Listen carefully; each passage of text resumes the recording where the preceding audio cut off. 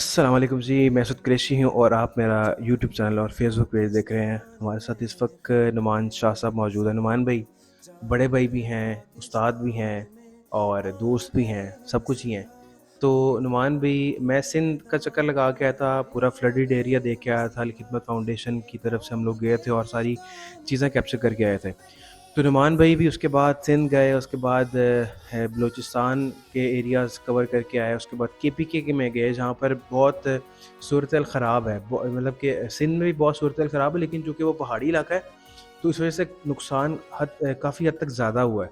تو وہاں سے ابھی ہو کے لاہور پہنچے ہیں، تو ہم نے کہا کہ ان کو پکڑ کے فوری طور پہ پتہ کیا جائے. ان کے ولاگز بھی ساتھ ساتھ آتے رہے کہ کیا سچویشن ہے.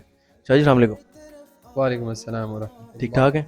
جی الحمدللہ ٹھیک ٹھاک. میں نے کہا آج نشید سے ہٹ کے کچھ جو ہمارے ملک کو اس وقت مشکلات پیش ہے اس پر بات کی جائے. میں بھی کور کر کے آیا سندھ کا ایریا، آپ پاکستان کا کافی حد تک ایریا کور کر کے آئے.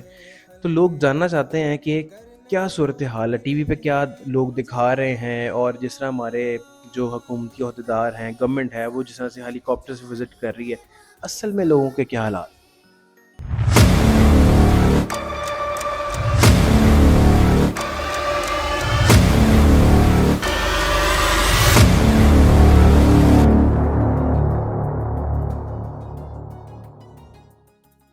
دیکھیں اسد بھائی، حالات اگر میں آپ سے یہ کہوں کہ ہم نے اپنی ہوش میں اتنا بڑا ڈیزاسٹر کبھی بھی نہیں دیکھا تھا.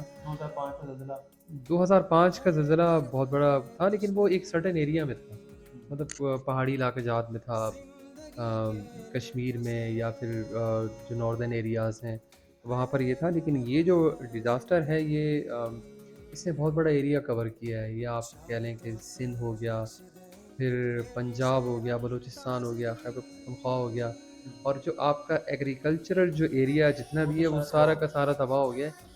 اور 70% جو آپ کا ملک ہے وہ ایگریکلچر سے جو ہے وہ ظاہر ہے آپ کے ساتھ چلتا ہے. جی ریونیو اس کا جنریٹ ہوتا ہے، اور وہ اس کے ذریعے سے ابھی جتنا بڑا نقصان ہوا ہے یہ ابھی تو ہمیں اس کا ادراک نہیں ہے، لیکن جب یہ جیسے جیسے وقت گزرے گا تو پھر یہ احساس ہوگا کہ ہم کتنا پیچھے چلے گئے. اب جو کچھ لوگ مطلب جو اس پہ ریسرچ بھی کرتے ہیں ان کا کہنا یہ ہے کہ شاید ہم 50 سال پیچھے چلے گئے. جو میں تو کہتا ہوں کہ اللہ کرے ان کے سارے اندازے غلط ہو جائیں، کیونکہ اگر ہم 50 سال پیچھے چلے گئے ہم ویسے ہی اتنا پیچھے ہیں. اور جو اس ہمارے اس ملک کی صورتحال ہے، جو ان جو پولیٹیکل مافیاز نے اس ملک کے ساتھ کیا ہے، اس کے نتیجے میں جو حالات ہم پہلے ہی اتنے حالات بھگت رہے تھے، اس کے بعد جب یہ سیلاب آیا اس کے نتیجے میں کہیں ہم دوبارہ سے پیچھے نہ چلے جائیں. ملک ہمارا پاکستان ملک ہے، ہمیں اس سے بڑی محبت ہے، ہم اس کو آگے دیکھنا چاہتے ہیں، ہم چاہتے ہیں کہ یہ پھلے پھولے پوری دنیا میں اس کا نام ہو. اچھا، میں جب سندھ گیا نا تو آپ بھی وزٹ کر کے آئے. وہ جو ایجوکیشنل کیمپ انہوں نے بنایا ہوا ہے زبیر حفیظ صاحب اور ان کی ٹیم نے، تو بہت ایک منفرد سا وہ ایجوکیشنل انسٹیٹیوٹ ہے. اس کے اندر میں نے جب بچوں سے میری ملاقات انٹریکشن ہوا تو میں نے بچوں کو جب کھانا پرووائڈ کیا، دوپہر کا کھانا میں ان کو دے رہا تھا، تقسیم کر رہا تھا، تو انہوں نے مجھے کہا کہ ہمیں صرف آپ نے دینا نہیں ہے، ہمارے ساتھ بیٹھ کے کھائیں بھی.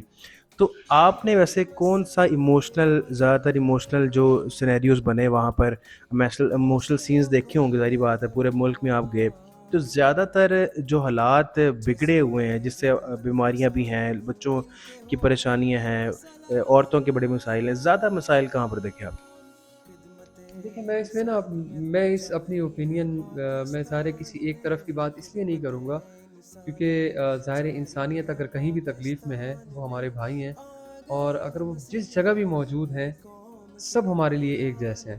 مطلب اگر میں سندھ کے اندر تھا، سندھ پورا ڈوبا ہوا ہے. مطلب میں نے سانگڑ کے ایریاز، پھر نواب شاہ، خیر پور، میرس، اسی طریقے سے وہ سکھر کے ایریاز ہو گئے، یہ سارے میں نے وزٹ کیے تو وہ سب پانی میں ڈوبے ہوئے تھے. اور اتنے برے حالات ہیں کہ ظاہر گھر تو ڈوب گئے ان کے، اور 8-8 فٹ تک پانی ہے کہ جس میں وہ مسلسل جا جا کے اپنے جو ظاہر ہے ان کو تو پتہ ہے کہ ہمارے لیے کچھ ہو نہیں رہا، تو زندگی تو چلانی ہے نا، کچھ نہ کچھ تو کرنا ہے.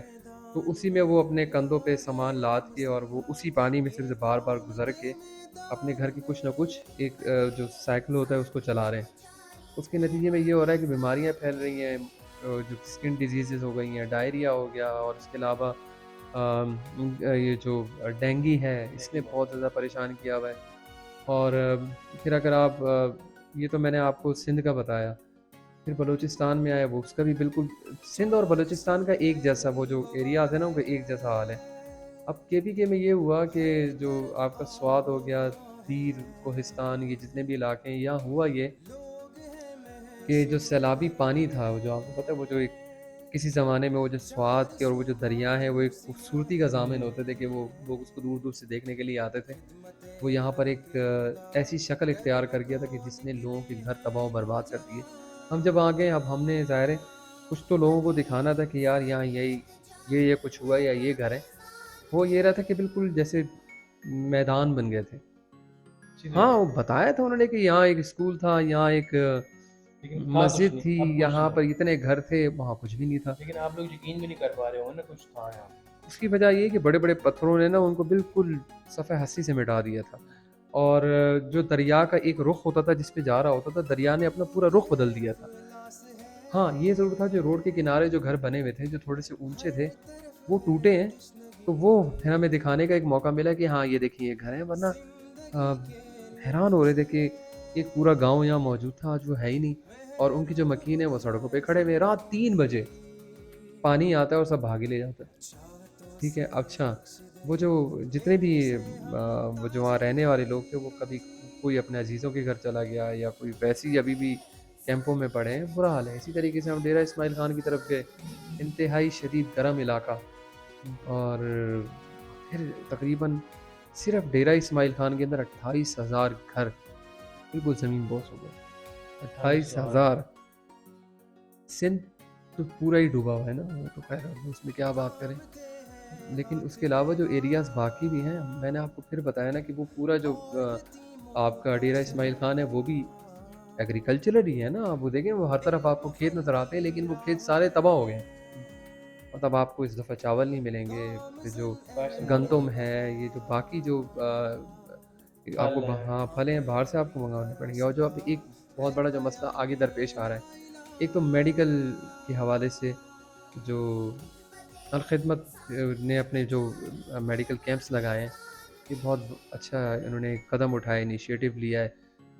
ڈاکٹرز آ رہے ہیں والنٹیئرلی اس میں حصہ لے رہے ہیں، اور دور دراز علاقوں سے آ رہے ہیں اور اس میں حصہ لے رہے ہیں. اور وہ ایک بڑا اچھا ایک یہ کہہ لیں اس کا رزلٹ آ رہا ہے.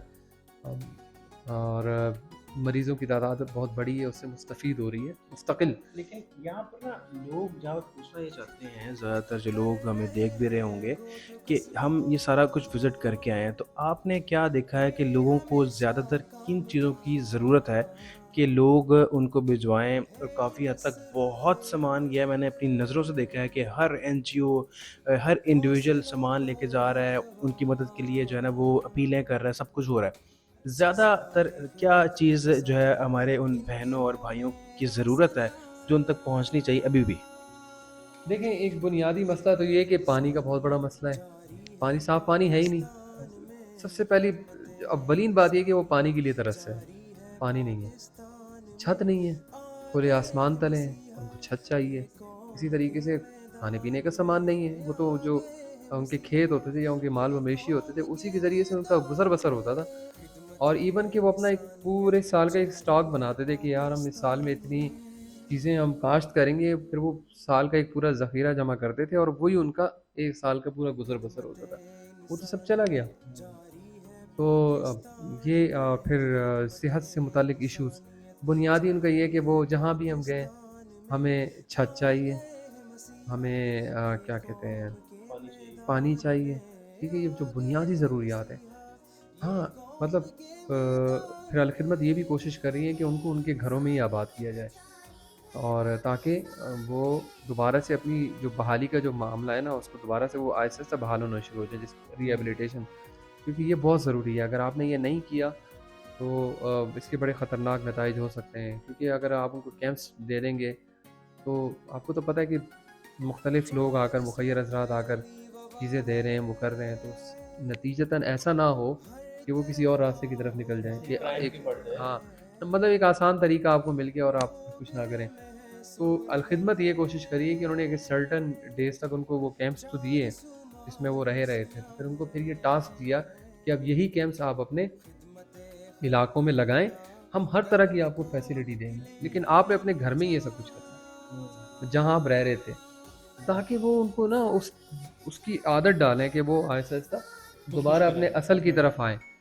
ظاہر ہے ان کو تو ہاں مطلب ان کو کھڑا کرنا ہے نا آپ نے اللہ معاف کرے, ہم نے اس قوم کی معماروں کو بھکاری تو نہیں بنانا, ہم نے تو ان کو ری بلڈ کرنا ہے, ان کو دوبارہ سے امپاور کرنا ہے, ان کو اٹھانا ہے تاکہ وہ اپنی زندگی جئیں ایک عزت دار زندگی جیسے وہ جی رہے تھے. اسی طرح ہم الخدمت فاؤنڈیشن پاکستان کے جو رضاکار ہیں وہ دن رات نکل کر ان کے ساتھ اس ساری پروسیس میں لگے ہوئے ہیں.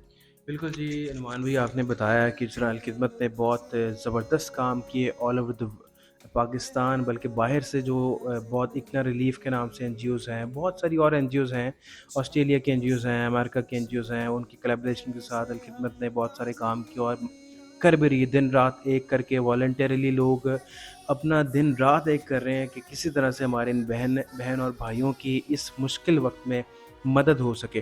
اس طرح کا مزید اپڈیٹس ہم انشاءاللہ آپ سے شیئر بھی کرتے رہیں گے. تب تک کے لیے اللہ حافظ.